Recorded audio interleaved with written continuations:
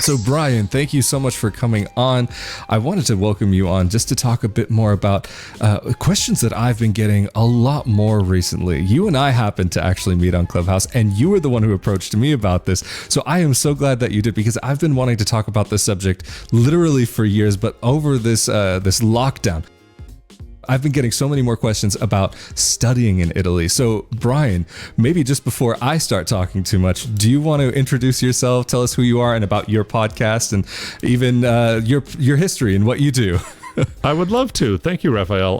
My name is Brian Apfel. I started kind of in the social media sphere on TikTok and Instagram, Bearded Brian, but professionally, I have worked for the past 15 years in higher education in all gambits of the college and study abroad market, mainly focusing in higher education admissions, so helping students get into college, but then also once they're there, focusing on all the different things that you could take advantage of. And one of the things that was near and dear to my heart was study abroad. I had the opportunity to do so. I should mention I went to Marist College in New York, and then that's where I started working for the last 15 years of my career before moving down here to Florida.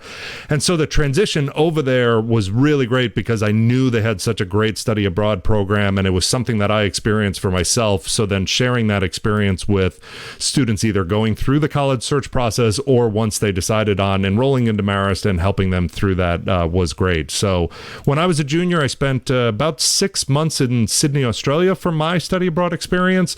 Oh, wow. And then our campus was really specialized all around the country. We sent students to over 80 different locations, but the most popular was our branch campus in Florence, Italy. So that was when I saw you on Clubhouse and we started talking, that immediately got me excited, and that's why I reached out. And so thank you so much for having me. I appreciate it. Well, thank you really again for reaching out. I'm very excited about this conversation. And I mean, it seems like you're so passionate about this subject. So I think we're going to have a great time today. And just also, before we get too much deeper, I got to say, that is a beautiful man mane that you've got there. That is, I appreciate it. So I've always had kind of a 5 o'clock shadow like you. And then COVID hit and I was like, all right, let's see what happens and see how long this ends up getting. And it grew on me. Pardon the dad joke, but yes. Yeah, no, but I guess maybe the best place to get started, because you have experience with both high schoolers and college students, and maybe it might be worth to take this in order, because I do get messages from high schoolers as well as college students who are thinking about Italy, but also the parents that are involved sometimes. Sure. So what would you say maybe when a person is in high school, what is it that they should be focusing on, and what should they be doing so that they could plan for that life abroad, not life abroad, but studying abroad experience? Sure. Let me say, first of all, is even just traveling yourself and trying to get some of those independent experiences. I started when I was very young. There's a phenomenal program called the People to People Student Ambassador Program, and you go for a couple weeks as anywhere from like a middle schooler to a high schooler, and you can go and travel. So I traveled Italy, France, Austria, Switzerland, all wow. throughout Italy, England, Ireland, Scotland, Wales, all before I went to college through That's those people-to-people student ambassador programs. So wow. just studying abroad and getting that abroad experience or traveling abroad is definitely a great place to start. But I would say in very simplest terms, because also financially that is not feasible for every family and every student to be traveling around the world while they're younger. So I would say the most important thing is independence and a willingness to try new things and experiencing new cultures. And so whenever I talk to a student that's first thinking about studying abroad, I honestly say start little, as far as go out to dinner in restaurants that you traditionally don't like, or go to a restaurant and order something that you traditionally don't order or you never tried before.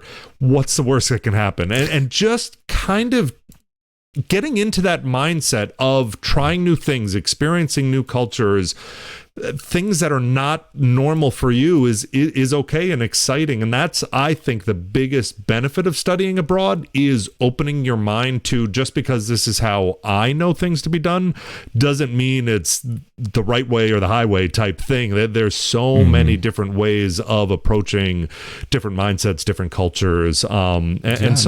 Just putting yourself out there. Yeah. Yeah, no, I would totally agree with that. I mean, I can say even in my own situation that having had that experience of traveling younger did prepare me for some of the trials and tribulations of even living life abroad later on, and remembering those times being a teenager and a kid, like with these various situations that I had been through, and to kind of allow me to not have to go through that crash course when it would have been so imperative for things to actually be okay. Mm-hmm. Yep. I'll give you my favorite example. We were in Florence with a group of students, and this one student, when I first met her, never willing to try new things. And just, I like, a burger. I like this. I like that. And just not willing to try. And I would just beg her. I said, please, like, that's how you're going to get the most out of this experience. We are only in Italy for 2 weeks. Please just try stuff out of your comfort zone. And little by little she would, and she would start getting more confidence. And so we took a day trip to Cinque Terre, which, if you've not been, I could talk about that area of Italy for hours. I love that area. But there was a beautiful restaurant right on the water, and she was looking at the menu, and she saw a calamari salad. And so she said, oh, I like fried calamari. Is it kind of the same thing? And I kind of warned her. I said, it may not be fried, so you may actually see the kind of rubbery rings, but it'll be basically the same taste and flavor and stuff. And so she said, all right, I'm going to try something new. I'm going to try this. I'm going to get a calamari salad. That seems like a good, safe test. And so I was very proud of her, but it came, and it was a salad with the full, like, octopus on, like, head, eyes, tentacles. Oh, wow. Everything. That's jumping in the deep end. That's her like face, really like, out there. Just dropped. And I said, okay. So I said, let me get the salad. And she, like, looked away, and I cut it up for her, and I, like, took the head off, and I cut it up so it looked a little bit more like calamari rings and stuff, and then gave it back. And she ate it, and she loved it, and it was great. And she was so proud of herself. But man, I was like, oh, I really threw her under the bus with trying something new there. Oh, poor kid. Wow. Yeah, no, because I mean, calamari, like, especially when it's not fried, that's really like, it doesn't, I'll admit, it doesn't look the most appetizing. I like it, but I kind of do have to psych myself up sometimes to eat it. Fried, no problem at all. Right. I was proud of her. She did it, and she liked it. It was great. Yeah, no, it's delicious. I mean, even like having gotten used to that one dish, because there will be that like a jump off position, that jump off dish that kind of gets things started for you. And even from there, I explored octopus and found out that I enjoy that same type of octopus salad on a piece of bread. Not that I have it so often, but once you start, then it just, your world starts expanding more and more. It leads from one thing to the next thing to the next thing. And it's such an important thing when you're living abroad or even studying abroad, especially I would say even more so when studying abroad, because you can end up in this like little bubble, your educational bubble, that you really have to fight and push that much more to make sure that you experience what you can while you're in that place, especially if you're going to be there for such a short period of time. Absolutely. And then the other theme that I just briefly mentioned, and students can translate this however they want, but just independence, like proving, like especially when you're applying for these programs, showing that you're not a sheltered person that can't do anything without mom and dad. And however you define that, it having a job or even just traveling to and from school on your own. Like I took a bus and a train in order to get to school, and it served that independence. And so figuring out ways that you can push yourself to be more independent, and then also prove that independence when you're looking to apply for programs or colleges or whatever the case might be. So is that actually the situation in some cases where you didn't see maybe at least a minimal level of independence and you would actually refuse that application? To be honest, yeah. Just being, especially for a semester long or longer, we had anywhere from 3 weeks to 4-year study abroad experiences. And depending upon the length of the student's choice, we would really look at, are we confident in their independence? And we would do an interview and even just questions, again, like basic, have you had a job, or tell me about your job experience, or whatever. You could quickly gauge a student's level of independence or confidence in being alone and independent and being in a foreign country. So obviously any of those, a lot of high schools do like high school abroad trips or whatever, even if it's for a short period of time. And even just those experiences of going without family and stuff, it builds your independence significantly. Yeah, I mean, I definitely agree. I mean, it's something that I definitely wish I had participated in. I don't know if I would have necessarily been ready for it in high school. I'm definitely glad I was able to travel with family at that age, but it's a very interesting point. And to also recognize where you're at. And of course, at a younger age, it can be a little bit more difficult to recognize that just because of the lack of life experience. But I'm curious also, academically, how does that play into this application process?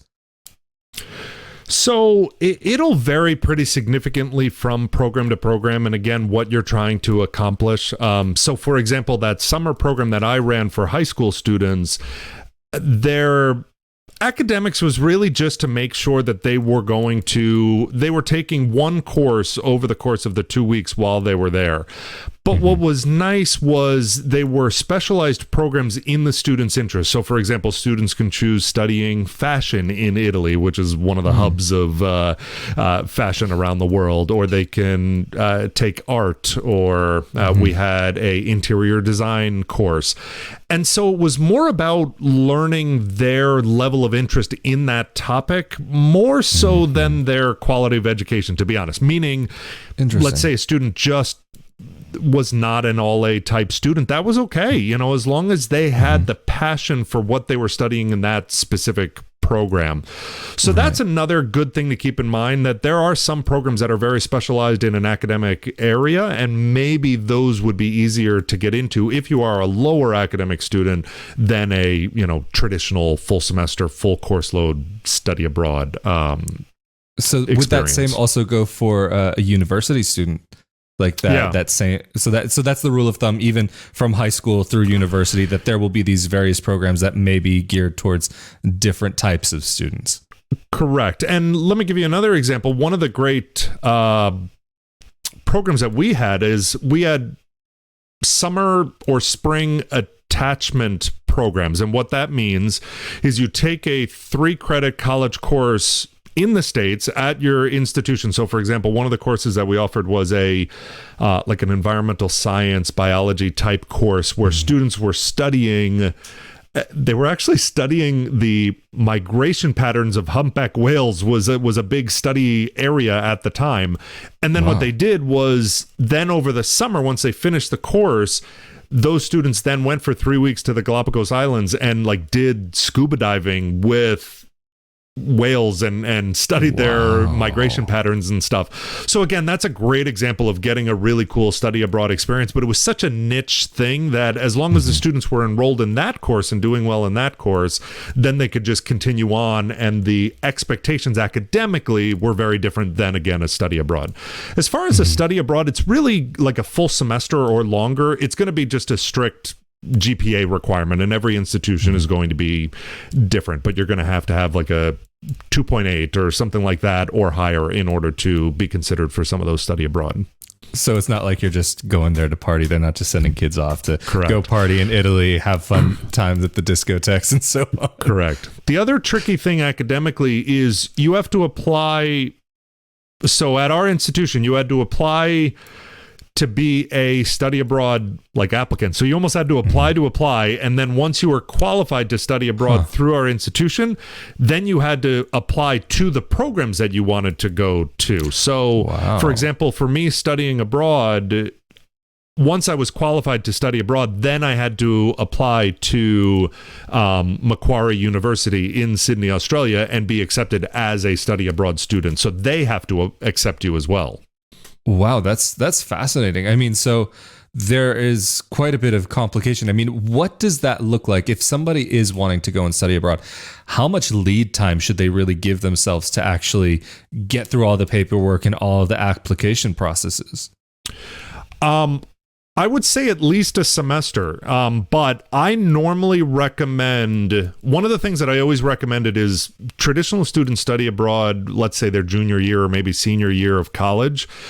Day one on campus, it doesn't hurt to reach out to the abroad office and reach out to your advisor and say, this is something I'm thinking about. I'm not sure, I'm not committed, but it can't hurt to just say, this is something I may want to do in a couple years, because then they can also, which I'm sure we'll get into a little bit later on, they can give you advice on your course selection process the earlier you start. So if you start freshman year, and I'll give you some tips on this in a little bit, but it benefits you on what courses you can take, and it'll also open up the flexibility of what courses, what institutions that you can choose, because some of those applications may have course requirements. So planning that earlier is better. But I would say the latest you would want to start is the semester before you're planning on going. Interesting. So actually, I mean, it could even be worthwhile jumping into that now, unless there are any other prerequisites that you think are really worth focusing on to make sure that a student would be ready to take on that semester abroad or year abroad, whatever it is. Not necessarily. Okay. Did you want to get into the actual course selection? Yeah, I think that could be interesting. I mean, to like, what does that even look like for the student who's just getting started, just starting to jump into this? Like, I'm sure that it's going to be this whirlwind of information. And what is it that they should really start looking at first? Sure. So this is my favorite bit of advice, and I say it from personal experience that someone gave me, and I could not be more thankful that I started this process earlier, and that's why I'm so adamant and passionate about starting as early as possible. So the benefit of asking these questions your freshman year when you start off in college is traditionally what a college, especially like a liberal arts college like Marist, where I used to work, is they have you take your core liberal arts classes first, and then you start getting into your major. But the challenge with that is, let's say you're a business major like I am.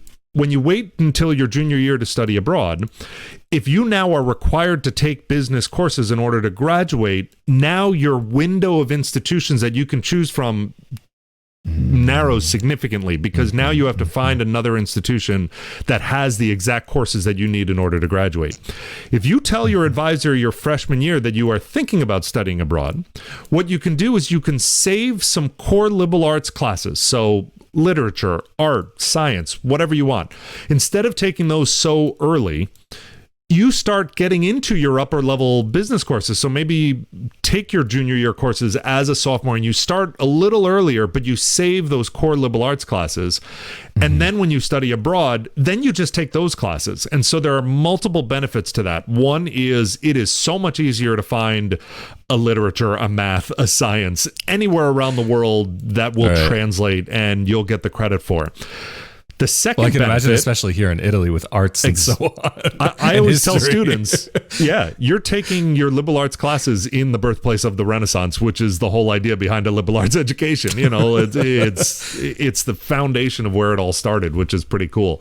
But the other benefit is now you're taking, so when I went to Australia, I took an Australian history course, an Australian literature course, an Australian art course, and it still met my requirements, but then I was able to dive even deeper into that culture that I was experiencing, which was amazing. And then the last benefit is a lot of those entry-level liberal arts courses are freshman-level courses. And so now as a junior studying abroad, you're now taking a little bit easier classes. So you challenged yourself a little bit more earlier, but now when you're studying abroad, you have more confidence. The courses are a little bit more straightforward in what you're used to, and maybe even easier than you're used to. And then you could just absorb the culture a little bit more. I got to travel a lot more and stuff because the courses were kind of freshman level courses that I was now taking as a junior. And so, I mean, it kind of sounds like even with this, that language, I mean, I guess maybe that fits within somewhat the prerequisite area as well as kind of what we're talking about now. How important is it to have that language of the country that you're choosing? I mean, specifically Italy in this case, like, Sure. Can you get into these programs without having Italian, or do you need to have studied Italian? Phenomenal question. I would say I'll talk on my personal experience. I chose Australia because I am horrible with foreign language. So I wanted to travel somewhere far, but I just knew I didn't have the confidence for that foreign language requirement, for lack of a better word. And then I always sold students on our branch campus in Florence, Italy, in that a lot of students did not know, for English-speaking students, London is the number one most popular study abroad destination. But Florence, Italy is number 2. It is the second most popular study abroad destination for English-speaking students. So if you've never been to Florence specifically, it is a very, very student-friendly and a very English-friendly city. So I always told students, if you wanted to experience a foreign language, or maybe you're of Italian descent and you have basic knowledge of Italian, then going to Florence is phenomenal. But if you are really looking to advance your foreign language skills, then sometimes I don't recommend Florence, Italy, because sometimes the Italians over there don't have the patience. They just go, yeah, I speak English. Just let's move it on and let's just talk English. And so sometimes the students are like, no, I'm trying to challenge myself. And the Italians thought they were doing it as a favor of like, no, I'll speak English so it'll be easier for you. But the students were really trying to test themselves, but we're struggling because they just spoke English so easily. So that would be my advice. If you choose a major city, you're gonna have less expectations to really know the foreign language very well. But if you want to really immerse yourself, find an institution that is a little bit outside the city, that maybe the people are less likely to be speaking English, and then it challenges you and forces you to experience the foreign language a little bit more.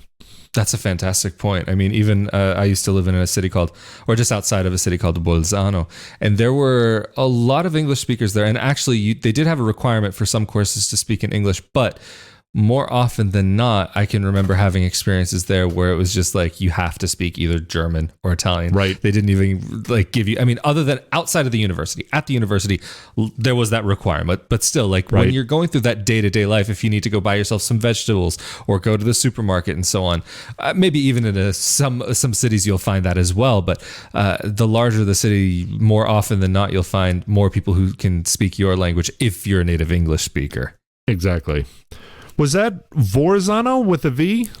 Bolzano with a B. Bolzano. Got it. At first, I thought you said Panzano. I don't know if you've ever been there in Italy, haven't. But that is one of my favorite cities. There's, you should look it up if you're traveling. I don't know where it would be in relation to you, but there's a butcher. He's known as the Butcher of Panzano, and if you've ever read the book Heat, he is the butcher in that. He is world renowned, and you can go there, and it's this little tiny butcher shop. I could talk about him for hours, but it is 100% worth a day trip, depending upon how far it is from you, to check out the Butcher of Panzano. Yeah, I mean, this is one of my favorite things that I love about Italy is that, yes, we have supermarkets here, but you also have those little stores that you can go to, and it's just the vegetable guy, the meat guy, the fish guy, whatever guy you want, you can have a guy here in Italy. And what's that one show, How I Met Your Mother or something? Barney Stinson had a great point. You gotta have your guy, and in Italy especially, you've gotta have your guy. It's such an integral part of lifestyle. Absolutely. Here. And it's so fresh. That's the biggest difference you can make the exact same dish with the exact same ingredients, and it just will not be the same here in the States compared to Italy. I mean, you could just get a piece of bread with a piece of cheese and a tomato on it, and it's just going to blow your socks off. Oh gosh, I can't even tell you. Like, one of my favorite things in this country is just the simple sandwiches that they do with just bread, cheese, meat, nothing else. Super simple, like nowhere else would I eat this. But in Italy, for whatever reason, it is like just out of this world. It's unbelievable to me. But I guess maybe getting back more into some of the selections or even various aspects of this process, what are some of the other things that students should really keep an eye out for, or maybe even from your experience that you've seen where students can go wrong with making their selections?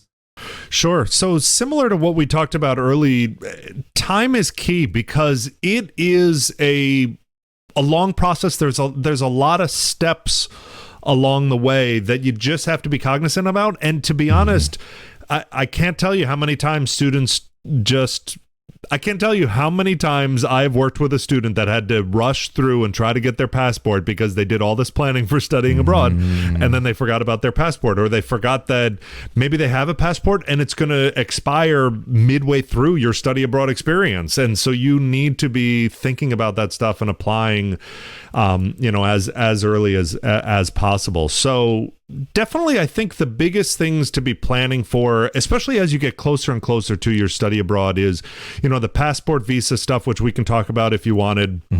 Travel insurance is a big thing that we can talk about as well. And then another big question that a lot of students have is money and cell phone and getting a job. If there's jobs, those are another three big key things that I would make sure you're looking into. How are you going to get money, a credit card, debit card, how are you going to handle that process while you're overseas, your cell phone, stuff like that. Yeah, so actually, I guess that would be a good place to start with the visas, because I know Italy, just from experience, can be very strict when it comes to doing visas and all that. And it's not like you can just get it once you're here.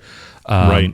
So is it the type of thing where you would send students here on a tourist visa just because it was easier, or did they really need to have a student visa to actually get over here? If you are taking college courses, then you do need a student visa. So you can travel as an American to Italy on a travel visa, or as a tourist, without needing a student visa. But if you are taking any college courses whatsoever, then you do need a student visa, even if you are staying for a short period of time. Like even that 2-week program, when I was working with the high school students, it didn't require, I think they just changed it this past year, that now even that short 2-week program, because they are taking a 3-credit college course, they are required to have a student visa. Oh, that's fascinating. That's something I didn't even know. I'm assuming that's something that's required by the school, or has that been actually one of the requirements for Italy, from the government? For Italy. Oh, wow. So that I was not aware of. Fascinating to hear about that.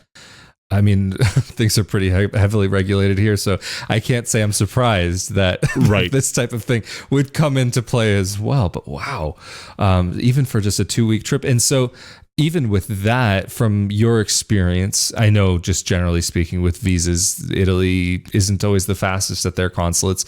And I'm assuming you were working with the New York consulate, but or maybe Miami in some cases. But what was that kind of turnaround time that those students needed to actually get that rolling? Or was that something that you handled for them?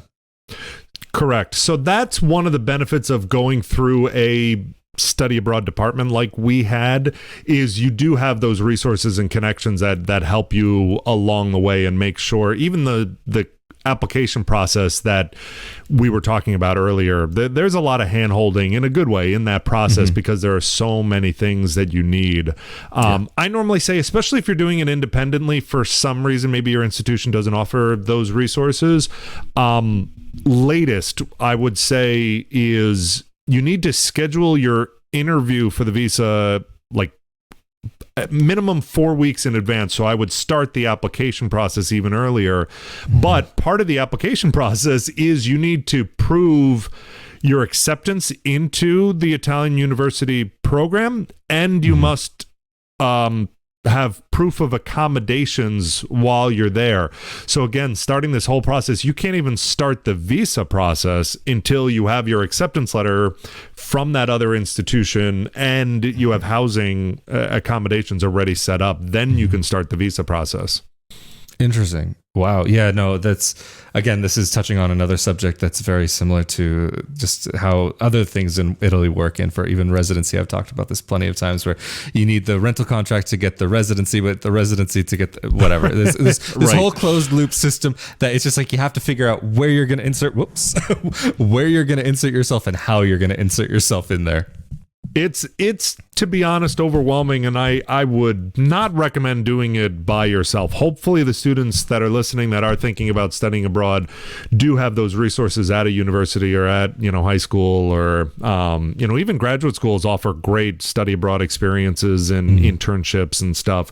And if that's something that I would say if that's something, especially if anyone's listening that is a high school student or maybe a parent of up and coming students, identifying schools that have strong study abroad programs, even if you're not 100% sure, because let's say they're young now and they're not really considering study abroad. By the time they get to their junior or senior year of college, those interests may change. And so picking an institution that has those resources handy just in case is definitely a benefit. That's a fantastic point. I mean, especially with young kids and even people in their early 20s, they sometimes have no clue where they want to go, what they want to do. I mean, I'm also speaking from experience here. Like, I had ideas of what I wanted to do, but then discovering them as you go along, you can change that path ever so slightly. And sometimes that can have a little change at the beginning of your journey can have a massive effect on where you may end up at the end. Absolutely.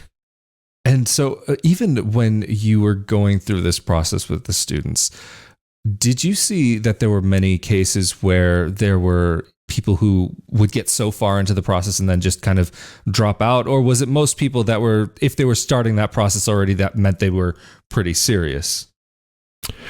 Good question. I would say both, meaning because we encourage students to start earlier, there were students that would come freshman, sophomore year and just ask questions and then decide, all right, this isn't for me. And I loved that. I'm glad you asked and I'm glad you tried. And if you found other things that were a priority over the course of your, 4 years of college to accomplish, then so be it. But I would say once a student really starts applying for the institutions overseas and stuff, they're pretty serious at that point. Honestly, the challenge, and this is why we talked about that independence earlier, what does happen a lot is the homesickness, that students go through this whole process of studying abroad and then get out there, and then 2 weeks in they want to come home because maybe they just are homesick and they weren't expecting it to be as overwhelming as as it can be. So that's the biggest thing that we not fight, for lack of a better word, but that's the biggest thing that we try to avoid. And that's why the programs are so selective and they have these academic requirements. Is the last thing that we want is you putting all this time and effort into a program like this, getting over there and then wanting to come home. So, I mean, I guess even getting into those first stages of, like, once you've finally gotten on the plane, you've arrived. I mean, of course, we're talking about a post-COVID world, or a world where we've figured out how to get up, at least past it enough where things are somewhat normal. Right. What would that look like? I mean, considering how things have been, what would that look like for those students, those first days, those first weeks, those first months? And if they even did feel homesick, is that an option for them, or do they really not have that option at the end of the day? Yeah. So starting right off on day one, when you're ready to fly out, one of my bits of advice, and it's one of my told you so's whenever I talk to parents, there are two options in doing your travel expenses. One is doing it on your own and finding the cheapest flight and, the most convenient for your family. Or what a lot of study abroad programs and institutions do is do like a group travel. And a lot of times they end up being cheaper or not that much more.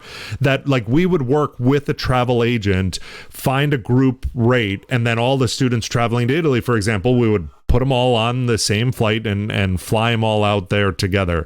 And every single year I told families, even if you find something a little bit cheaper and you save $100 or whatever, it is not worth it, because these students that don't know each other, day one getting to the airport at JFK in New York or wherever you're flying out of, that immediately creates that cohort. And I've seen the students that by the time they land, they've already developed that, okay, I don't know anyone, you don't know anyone, we're both from this institution studying abroad in Italy, let's sit together and talk and hang out, and they become really close, and then it creates that support system right when they land, as opposed to the other student that, or what some families do, which I normally recommend against for this same reason, is what some families do is they plan a family vacation prior to the study abroad experience. So let's say I'm studying abroad in Florence, Italy.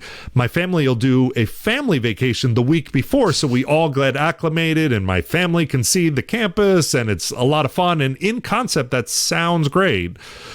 But then what happens is two things. One is now that cohort arrives, that they all got to know each other because they had that vulnerability together that you didn't. And so they do get a little clicky sometimes, and it's a little harder to kind of join that clique if you're there already. And then the second thing, and it sounds like a little thing, but it's a big deal, that jet lag when you're flying out there, the first couple days when those students are coming over and getting used to the time difference and stuff, at least they're all in it together and they're all kind of on the same biological schedule, so to speak, with that time difference. But you that have been there for a week with your family, now you're like, hey, it's 8 a.m. It's exciting. Start a new day. I'm excited. Why are you napping? You know, and you're just off with those students that you may have way more energy to see. Exactly. And so a lot of times those students that do that family thing have a harder time in the transition, which is ironic that the family is doing it for the exact opposite reason. So what I always encourage is do the opposite. Have your family meet you at the end of the program, and then you spend a week together so you could show them all the cool things that you've experienced. You have the confidence to show them around the city on your own, and you become the tour guide, and it's super cool. And that is a way more fun, rewarding experience than the other way around.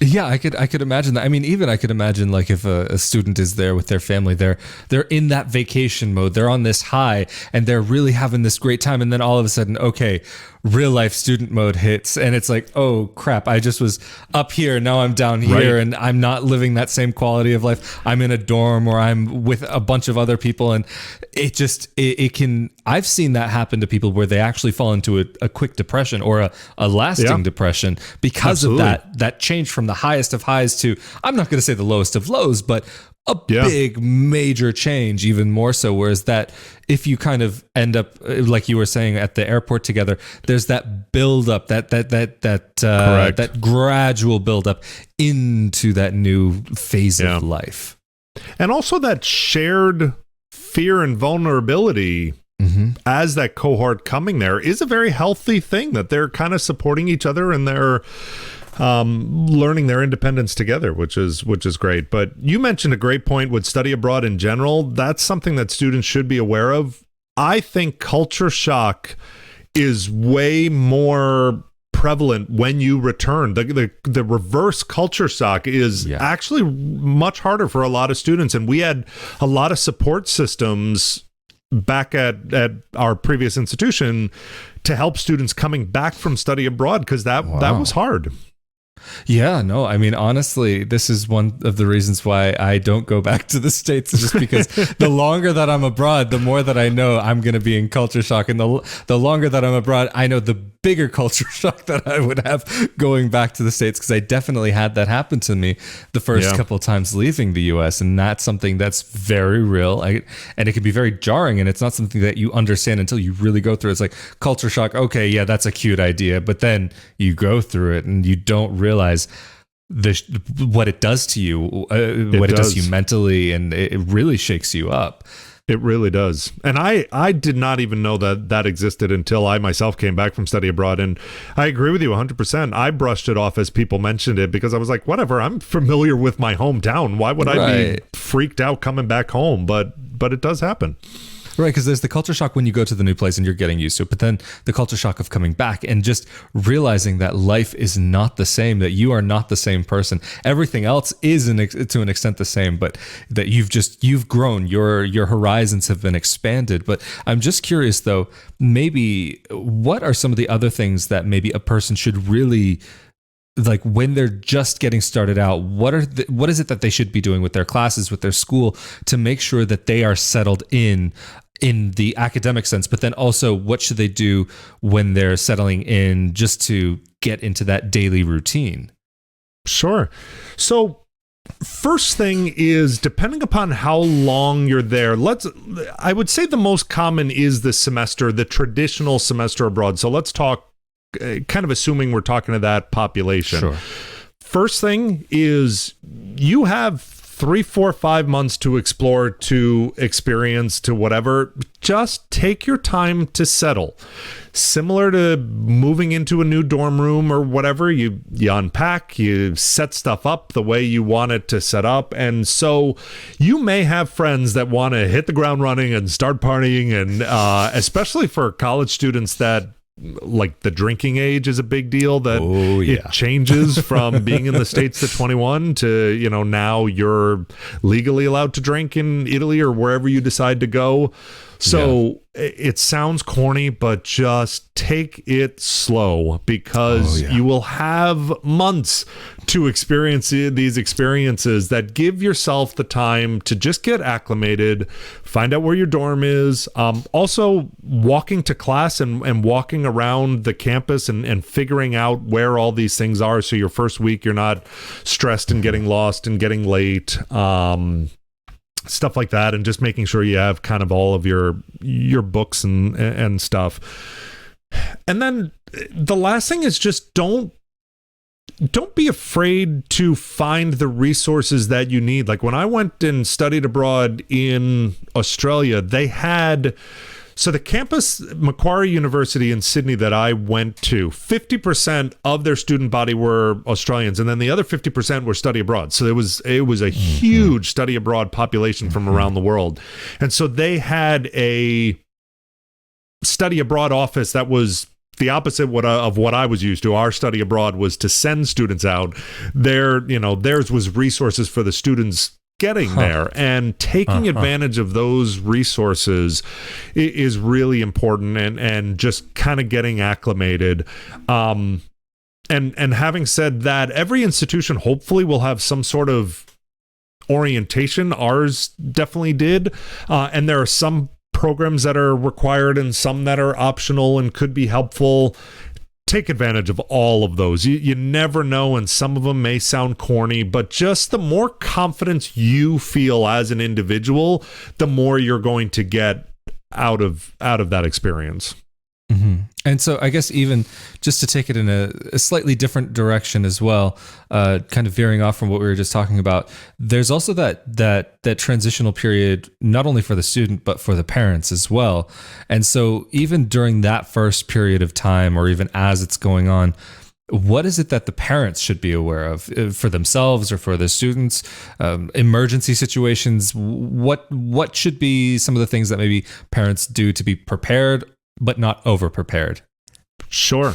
So let's start with before you go. I would say if study abroad is going to be your son and daughter's first big independent experience, meaning they've never gone to summer camp, they've never, maybe when they went to college, they commuted and they didn't go away, then that study abroad experience is going to be hard for both of you. It is going to be hard because they don't have the independence that they need, but then you don't have the confidence in their independence that you're going to be worried sick. And so part of that independence that we talked about earlier is also for the parents to make them feel confident. Okay, I know that my son or daughter going off to a foreign country is going to be safe. They're going to be smart. They've experienced being away from home.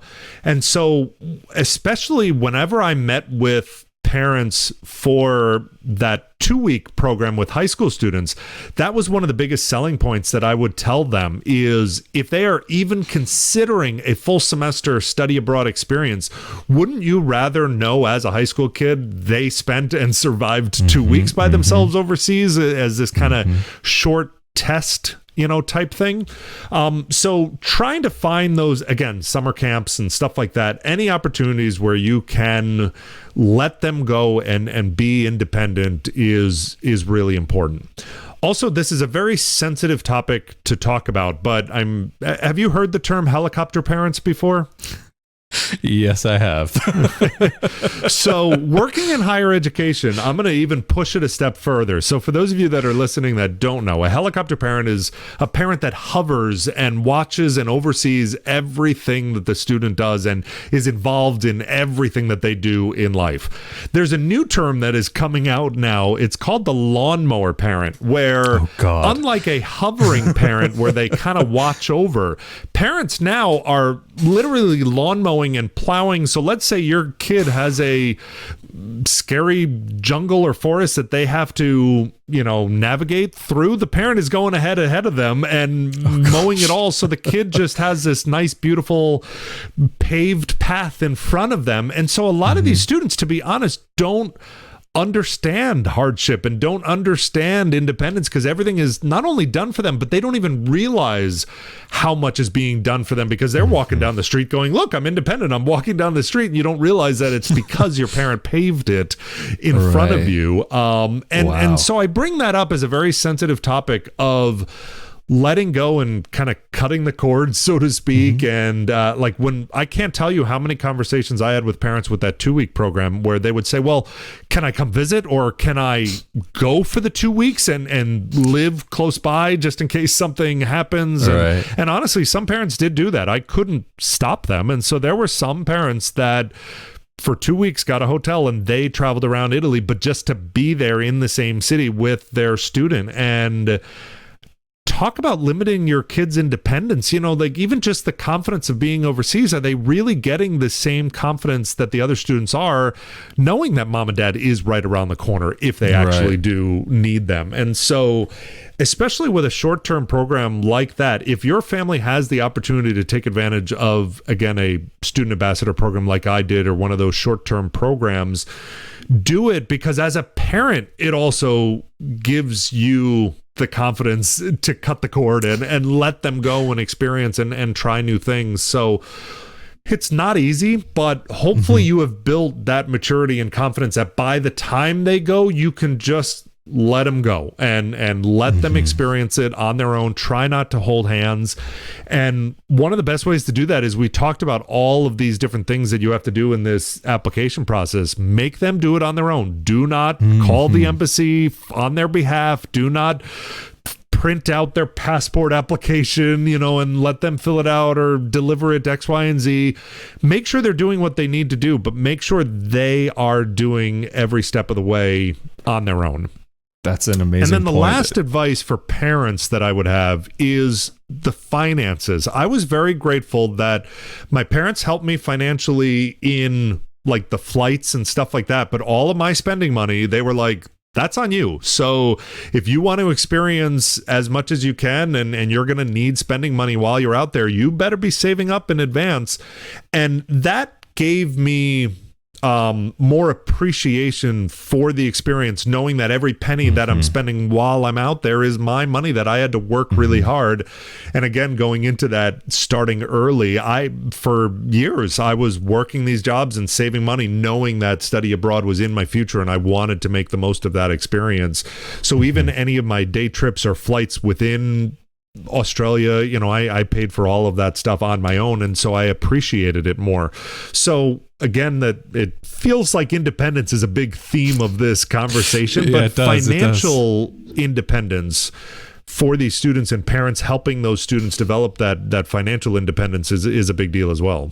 That's no, it's such a huge point, and thank you for bringing it up. And I'm glad that it's been such a focal point. I'm also just curious because you were mentioning also even regarding the financial side of things. We kind of briefly touched on it earlier, but regarding if a student is coming here to live in Italy, not to live, but to study here in Italy, I know that there are a lot of restrictions on work. But from your experience and what you've seen working in that field, what has been the case with your students who've been needing to work to be able to support themselves and get by while they're here?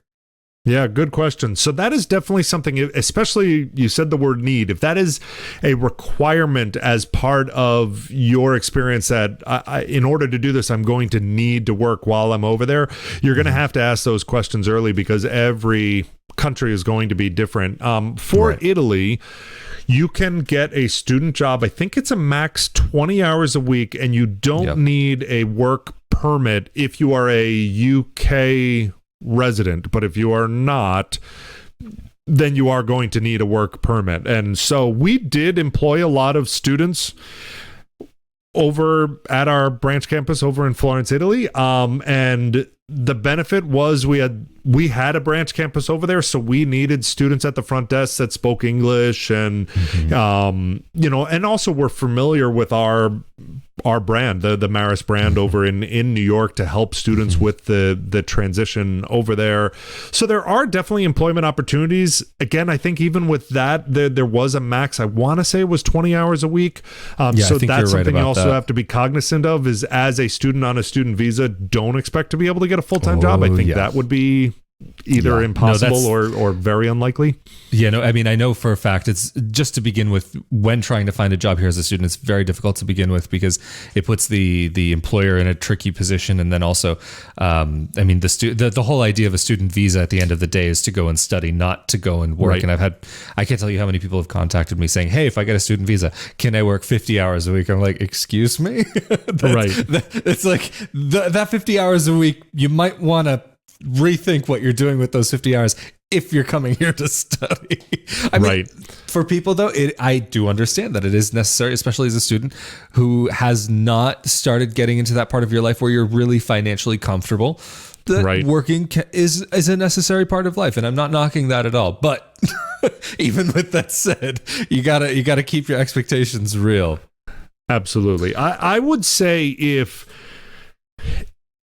you need that additional financial assistance in order to make the experience possible, I'd be very hesitant, honestly, with that study abroad, just because you also never know that you may go and you may be offered a job and then you may get it and then you lose the job for whatever reason. Now, what are you going to do? Are you going to finding another job is going to be virtually impossible. It's really, really tough to do, unfortunately. So if that finances is a big consideration for that, it's something you really want to think twice about before you go. Yeah, no, that's a fantastic point. Although I am curious though, even say regardless of the financial situation, maybe somebody is having a tough time, they're having a tough time either acclimating or they're going through culture shock or they can't understand their teachers or the teachers can't understand them or they're going through all these types of situations. What should be the first thing that they do? Do they reach out to their school in America, to the local school? What support systems are normally out there for a student who would be as part of a program? Great question. So let's break these up into two categories. The first is the first couple weeks that you're there, because that honestly is very different than the longer term problems that you're going to be having. It is very, very, very, very, very, very common to have all of those feelings very early on. And there's a couple reasons. One is just homesick. And then B, as we talked about, life is going to be different and not what you expect. And there are things that I could spend hours and hours preparing you for that you just may not be prepared for. To give you a very minor example, there was a student that liked calling home pretty regularly, and that was her sense of comfort. And in Italy, it was a beautiful, I don't even remember, hundreds of years old, I think it was like a monastery converted into a dorm residence hall in Florence, Italy. If you've been to Florence, every building is hundreds of years old. And so the walls were really thick, stone masonry. And so Wi-Fi is just not what you're used to at home. In the States, you're used to, you walk around and you have Wi-Fi, and you're in your house. Maybe you need an extender here and there, but you're going to have Wi-Fi. And it's just not the case in Italy. Like, it's just the signal is not going to be as, maybe the technology is not quite there in the building, but it's also just how old the building is that getting through that concrete masonry is going to be impossible. And so she felt really insecure for a while because she was expecting being able to close her room in her dorm and be able to FaceTime at home, and that wasn't a reality, and she was really scared and nervous. And eventually we found a workaround that she woke up a little bit early and set her alarm and went into a common area that did have good Wi-Fi, and we set like a schedule. So, okay, this is Mary's private time in the common area to go in, and we set up like a sign up if you wanted to go in there and kind of FaceTime at home, or if you didn't really care about that privacy, just go and sit out in the hallway where you had better Wi-Fi or whatever. But you have to make those adjustments, and so being prepared to make those simple minor adjustments. Or I'll remember there was another student, Rafael, I don't know if you experienced this, but my wife in Europe, dryers are not all that common, and so you have washing machines, and normally you then hang your clothes out on a line and you let it dry. And it was amazing that this one girl who was studying in that fashion program that I was mentioning earlier, that was like almost a deal breaker for her at first. It was just change was hard for her. And she was like, wait, what do you mean? I can't dry my clothes. I was used to, I do laundry every day and this. And so I bring up those stories just purely be prepared for change, be prepared for uncomfort and stuff that is just different than what you're used to. And knowing that difference is not bad, it's just different. And so again, I bring all this up that the homesickness and the culture shock that you get the first couple weeks, I always tell students, if you're there for a semester or longer and you get homesick and you want to come home, my one bit of advice is please just try for another week. Let's give it another week. Let's stay in contact. Let's communicate regularly, but please don't consider leaving at least for another week. Then another week, let's have this conversation again and see where we are. So I'm not saying no, I'm not going to send you home if you are really that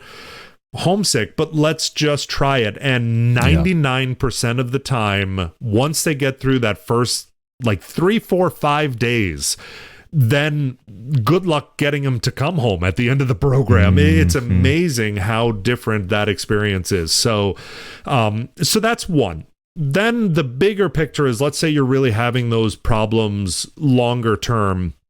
Hopefully you have developed a relationship with the study abroad program at home is probably going to be your best resource, because unfortunately, when you're out there, you don't know those people. I would still try, reach out to advisors or reach out to the faculty and have a conversation one-on-one with what you're struggling with. But more often than not, your campus back at home is going to have relationships. So, for example, every institution that we send students to for study abroad, we had a long-term relationship with that institution. So normally our office at home had connections at the campus that you are studying abroad in. And sometimes it just made it easier talking to your person that helped you in that application process to then maybe reach out to the institution and say, hey, the student is really struggling with this faculty member and can't seem to get on the same page for some reason. Can you put them in contact with someone? And then a lot of times what they'll do is they'll find a resource at the institution that then will then reach out to you, or maybe they'll get back to you and say, okay, Brian, I found a good contact. Why don't you go reach out to Rafael? He seems to know what you're going through and might be able to give you some, advice and guidance and stuff like that. Interesting. I mean, maybe before my next question, is there anything that you feel like maybe we haven't touched on that you think is really worthwhile diving into in this whole area of studying abroad? No, other than a shameless plug of do it. Figure out a way to do it. For those of you that are on the fence or trying to do it, don't let these conversations intimidate you. Yes, it's a long process. It's a long, whatever, but I always tell, and Rafael, you and I talked about this before we started recording, even that 2-week program, especially for the parents that are listening, I always told parents, the kid that you drop off to me and I take over for this 2-week program in Italy, I guarantee I'm dropping off a different person that you won't recognize, in a good way. Their independence, their maturity, their confidence level, all across the board will elevate. And I remember there was a father that I met. We also had a freshman Florence experience program where students can do their freshman year over in Italy and then come back and do the rest of their 3 years back here in the States. And I met a father that went into tears telling us about how that changed his daughter. And he was like, she was always confident. She was always a good kid.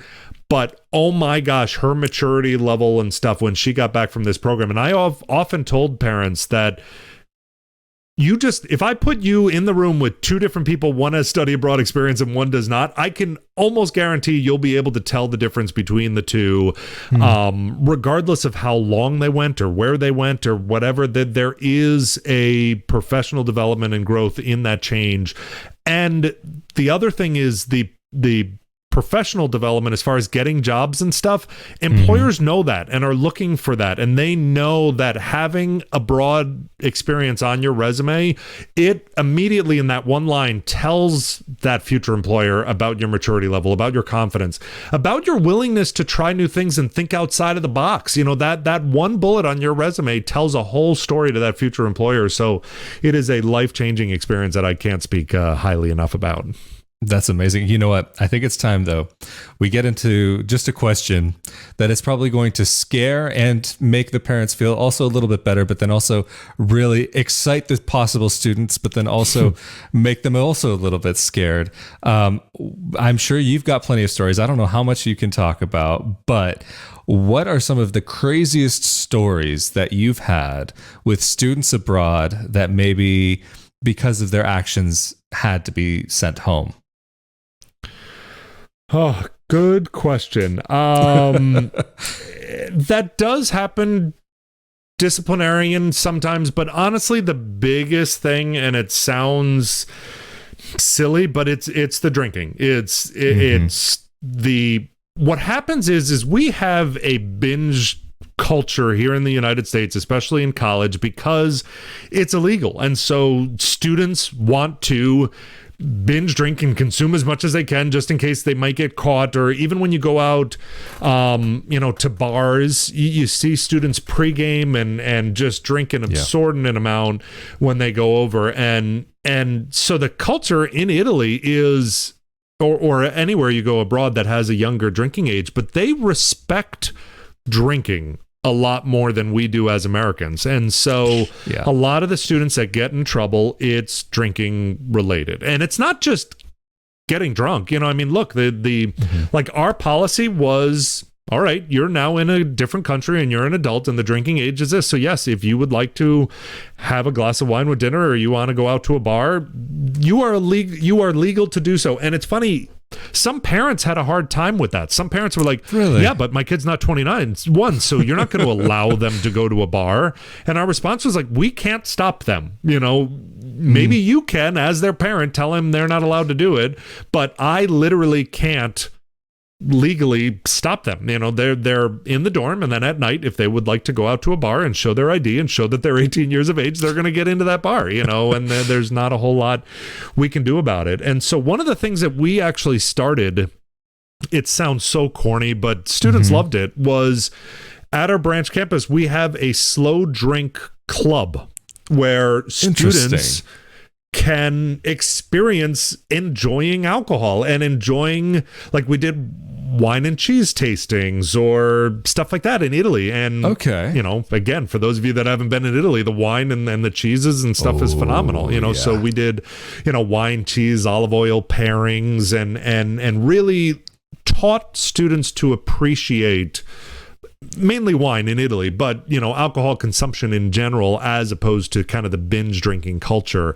And so some of those classes at first, the parents were like, wait, I don't want my kid drinking, and now you're going to be having a club that they're drinking, and then afterwards they saw the benefits of doing so. It's fascinating, that idea. Yeah. Sorry, I interrupted you there. You were just about to say something.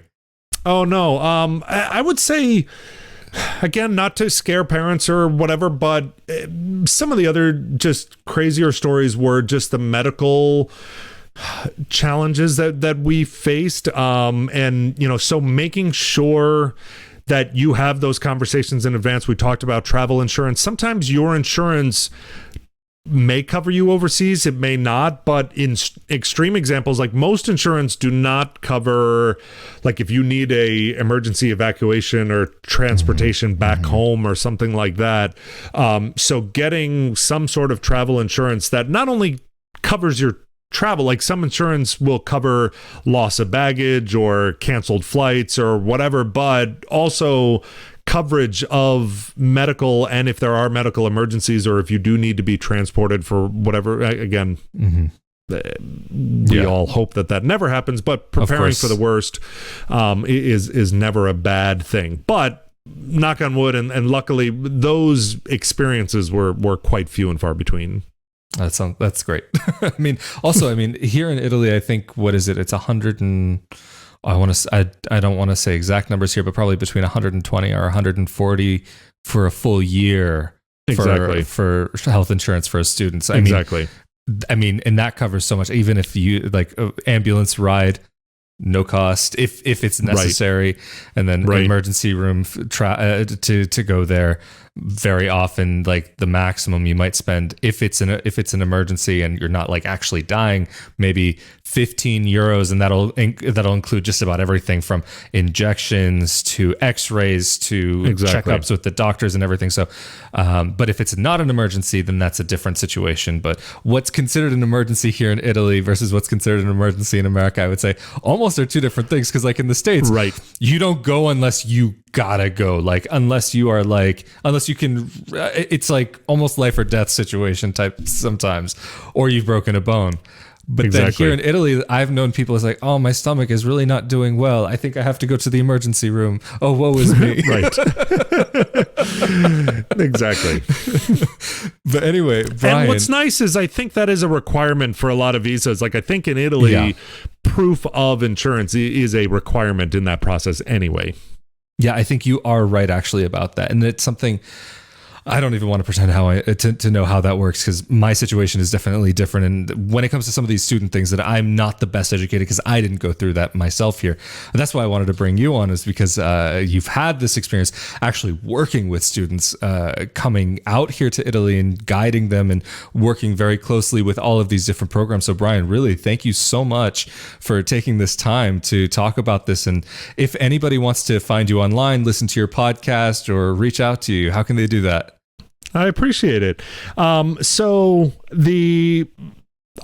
I mentioned earlier, I started on, TikTok and Instagram, and then started to expand. I just started a podcast a couple months ago. I have a 2.5-year-old, and it has changed my life all for the better. And honestly, I know I'm always a glass half full type guy. And with quarantine and COVID, obviously it's negatively impacted a lot of families and stuff out there. But on the flip side, for me, some of the time at home with my daughter at this age is something that, I most families never have the opportunity to be home day after day with, especially at such an influential age. And then with TikTok, my daughter and I would make like a new video every day, and some of them went, kind of a little viral and stuff, which was fun. So if you're looking for the fun side, if you just look up bearded_Brian, either on TikTok or Instagram, there's some really fun, silly content over there.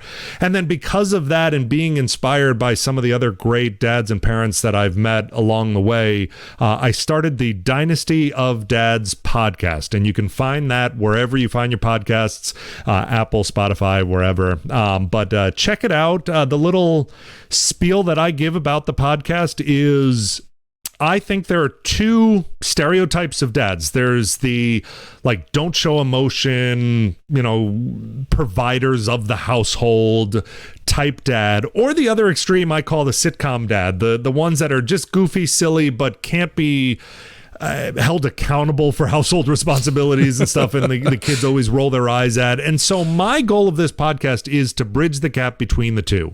Let's be disciplinarians, let's be, providers if that's the role that you play, but you don't have to.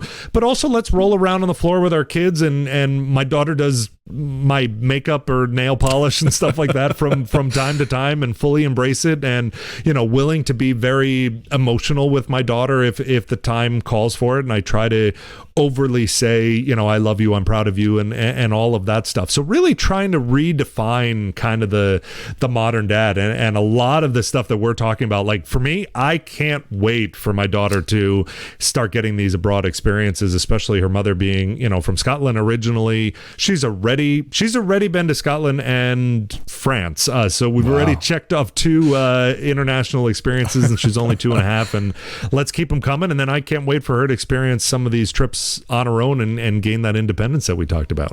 That's awesome. So thank you again, Brian. Like, it's really been such a great conversation with you. We'll definitely have to do this again sometime. And I would love that. Thank you. Yeah, no, that would be great. Of course. And so thank you so much again. I appreciate your time, and we'll talk soon. Later. Thank you, Rafael. It was a blast. I had a lot of fun, and hopefully we'll talk again soon.